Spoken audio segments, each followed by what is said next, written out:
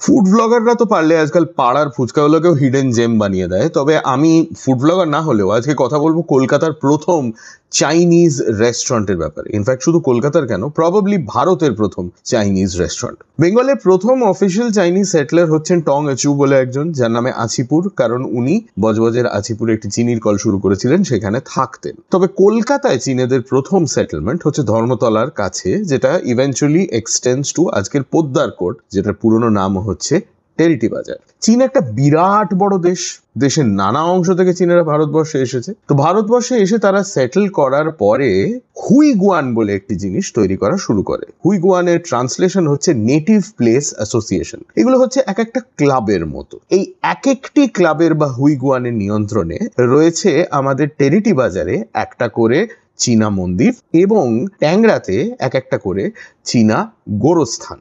চীনের কুনটং অঞ্চল থেকে যে সমস্ত মানুষ এসেছিলেন তারা 1917 সালে ব্ল্যাকবার্ন লেনে একটা প্লট কেনেন এবং সেখানে 1924 সালে তাদের এই হুইগুয়ান বা ক্লাব তৈরি করে একটি চীনা মন্দির, যেটার নাম হয় দ্য টুঙ্গন চার্চ। চীনা মন্দিরগুলোকে কিন্তু চার্চই বলা হতো, টেম্পল নয়। এই টুঙ্গন চার্চ তৈরি হয় ইন 1924। আর এই বাড়িরই একতলায় 1925 সালে কলকাতার চীনা আউ পরিবার শুরু করে কলকাতার প্রথম চাইনিজ রেস্টুরেন্ট, যেটার নাম ছিল নাংকিং। বিখ্যাত রেস্টুরেন্ট ছিল, রাজ কাপুর, দিলীপ কুমারের মতো ফিল্ম স্টার্স এখানে এসে খেয়ে গেছেন। একসময় নাকি দরজায় ভায়োলিনিস্টরা দাঁড়িয়ে বেহালা বাজাতো গেস্টদের ওয়েলকাম করার জন্য। দুর্দান্ত সমস্ত ব্যাপার। কিন্তু তারপর ইন 1962 ভারত চীনের মধ্যে যুদ্ধ। ভারত সরকার ভারতে যে সমস্ত চীনারা থাকতো তাদের অনেককে ধরে ধরে পাঠিয়ে দেওয়া শুরু করে দেউলি বলে একটি জায়গায়, রাজস্থানে, একটি ইন্টারনমেন্ট ক্যাম্পে। আর এদিকে কলকাতায় Nanking restaurant begins a gradual decline. Nanking finally shuts down in the 1970s।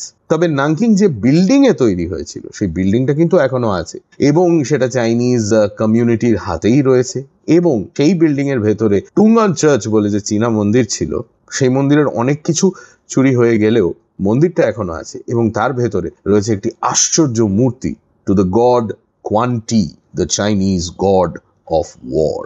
বিল্ডিংটা প্রিজার্ভড রয়েছে, আপনি গিয়ে দেখে আসতে পারেন। It's usually open to everybody.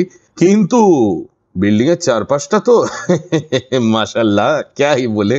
কলকাতার ইতিহাসের ব্যাপারে এরম আরো অনেক গল্প শুনতে হলে ফলো করুন ইনস্টাগ্রামে আর সাবস্ক্রাইব করুন ইউটিউবে টু হাফ প্যান্ট হিস্ট্রি।